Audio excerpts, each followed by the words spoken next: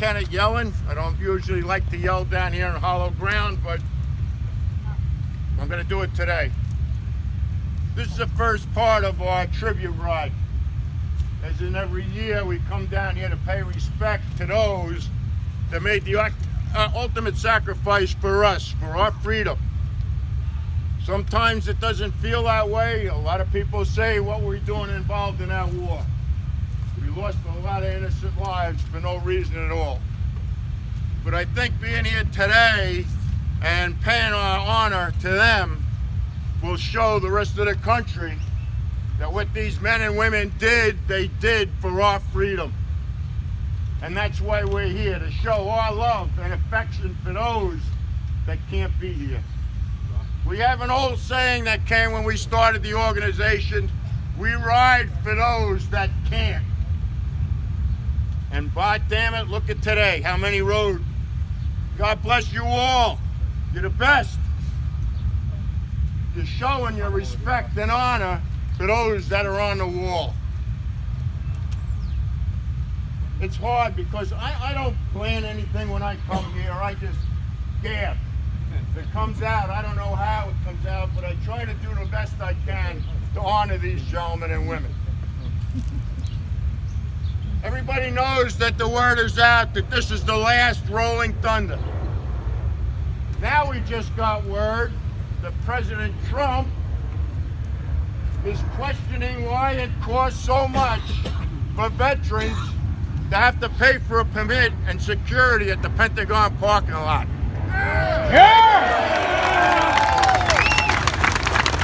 So hopefully, Rolling Thunder will continue. If Rolling Thunder doesn't, the Nam Knights damn well will.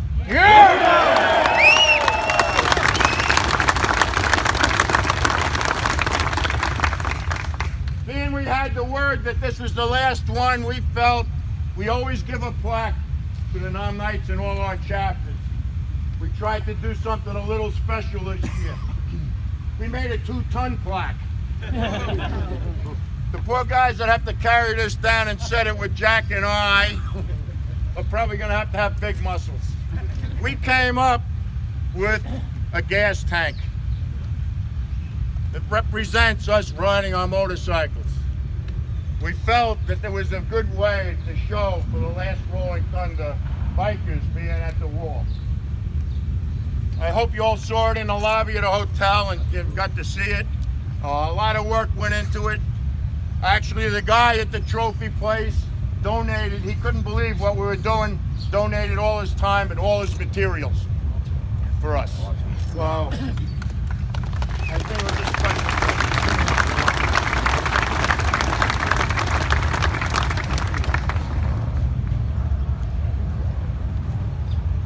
It's a special time, very special time for us.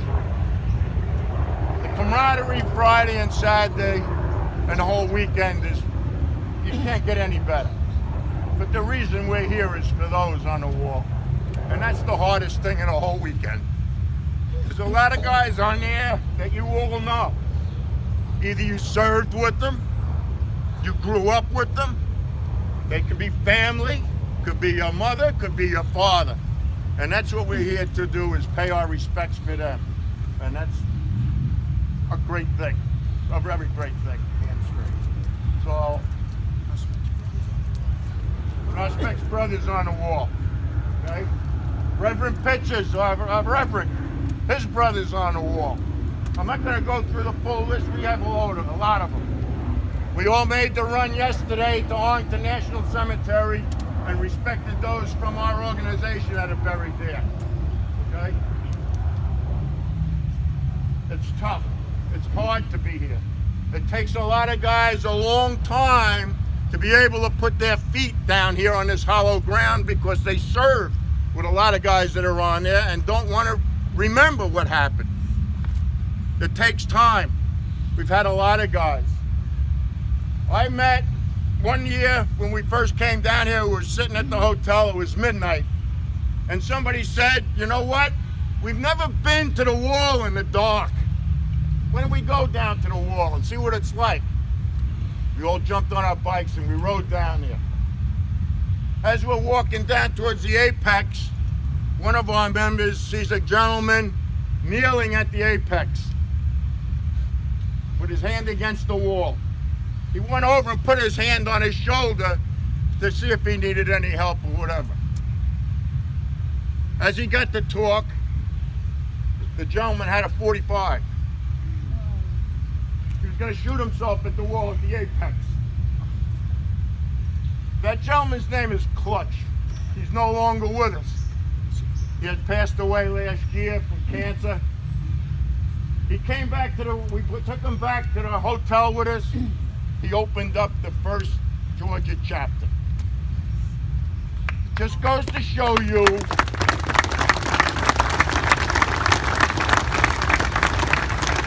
that you, today being here, might touch somebody else's heart that needs help, that needs a holding hand. And it's not embarrassing. It's not embarrassing. I'm not embarrassed to cry, okay? Nobody should be. You worked for that position to cry, to remember, and to make it better. So I thank you from the bottom of my heart for being here with us. You're my brothers and my sisters, all of you. I will do anything for you. And I love you all. Jack? I love you, Freddie. Yeah.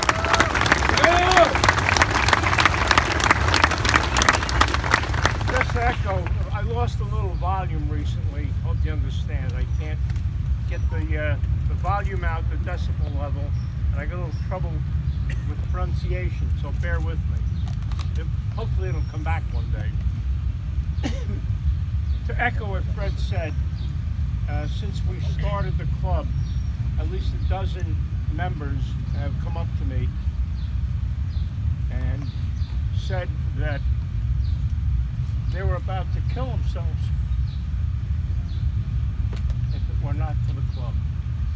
And it was an aspect we never considered when we started the club. We were looking for a brotherhood trip, help some vets and law enforcement personnel who might not be able to help themselves.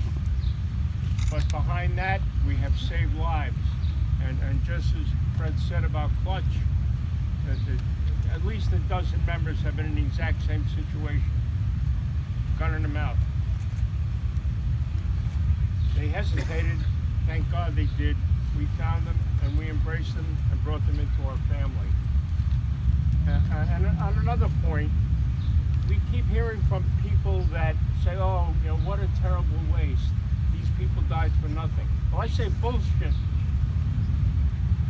If you study modern history, there's a book out recently about the life of Mao Zedong and how the authors interviewed people that served with him in their government, interviewed Russians, interviewed communists that were forthcoming, and they said that our resistance in Vietnam, even though the gutless politicians pulled us out, our fighting, our resistance convinced them that they could never carry out their plans to conquer the world for communism because they couldn't afford to lose their lives and they couldn't afford the equipment it takes.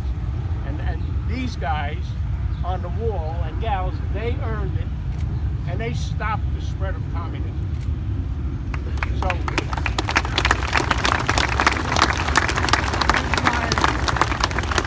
says, oh, what a waste, tell them, educate yourself, because it's bullshit. These men and women saved the earth, saved our country, saved our freedoms. So they did not die in vain. And that information's out there for anybody who wants it. I think the book is entitled Mao, and it really delves into the true history behind the war in Vietnam and how our gutless politicians gave up on it. And that's all I have. I'll speak again at the police memorial if I have anything left, but I love you all. God bless you, and ride safely.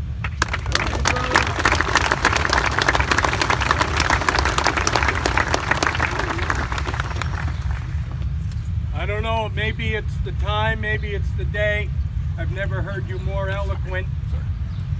You're gonna be the next preacher in the group, a new rev. I heard you were retiring, so Yeah, secret's out. shooting for your job. Well, you know, it's a deep privilege for me to be here, an honor to be part of the club. My family came down to be with us this year, especially my niece, her two daughters, her father, their grandfather.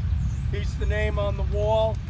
The little one here, my youngest granddaughter, my daughter. So we're so thankful to be among you. Just a little reminder from the good book here. Always try to find something reminiscent, touches on the day. From the book of Job, man who suffered greatly. When I hear the rolling thunder, my heart pounds. It beats faster inside me. And how true it is when we gather together. Listen to the roar of his voice, he says. Listen to the rolling thunder that comes from the Almighty. Next comes the sound of his roaring, rolling thunder, his majestic voice, and it fills the air. And as it was said, as Freddie said, not one of those names on the wall, not one man, not one woman has ever seen it.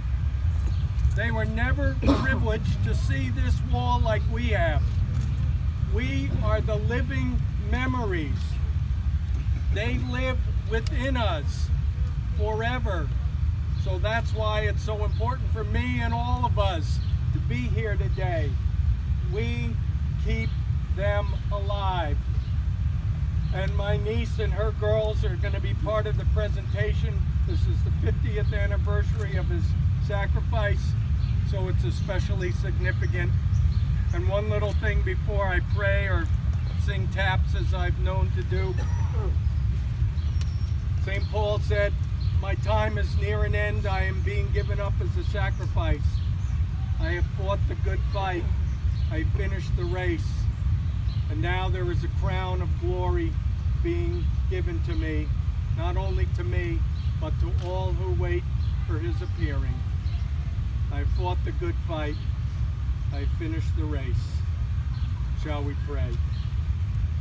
Almighty and gracious one, we give you thanks for the memories that live in our heart, in our mind, in our soul, for every name that we know and remember, and for those that we don't, they still remain alive within our heart and soul. So thank you for their courage, their faithfulness, their devotion, their sacrifice. Go to sleep, safely sleep, while the soldier and sailor thou keep. Go to sleep, safely rest. God is nigh. Amen. Thank you. Amen.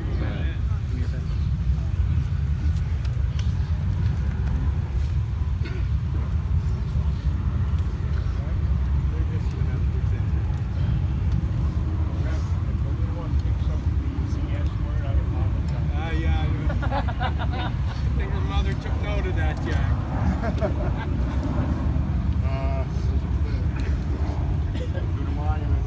Everyone, hand salute. Lead taps.